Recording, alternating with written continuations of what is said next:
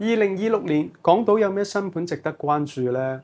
第一個係西營盤桂香街嘅項目，你唔好誤會啊，價值唔係在於呢個項目嘅本身啊，而係地段啊。即係就算換轉任何一個樓盤，只要位置喺西營盤，佢嘅投資價值都係極高啊。呢幾年呢個地段根本就係天降橫財，樣樣政策都關佢事嘅。你睇下輸入人才計劃啊，多咗大批着西裝嘅專才喺中上環返工。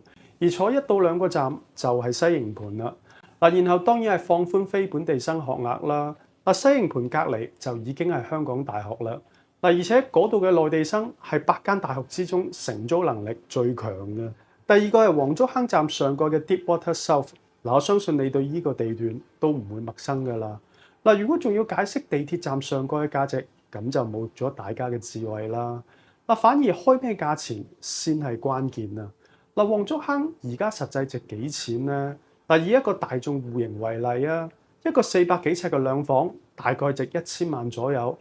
尺價大概係23000幾。當然呢度講緊嘅係樓景同低樓層啦。第三個係灣仔皇后大道東269號。呢個項目行去灣仔站大概5到6分鐘，而佢最大嘅特點就係太古發展商啦。同新鴻基一樣，因為品牌效應，比其他發展商更提升樓盤嘅價值啊！你睇下灣仔星街8號依個樓盤啦，發展商就係太古啦。價錢好恐怖啊！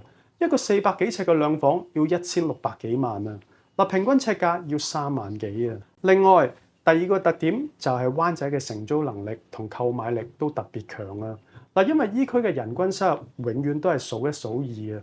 每次統計全港18區嘅人均收入，最高嘅一係就中西區，一係就灣仔區。你又關注邊個新盤呢？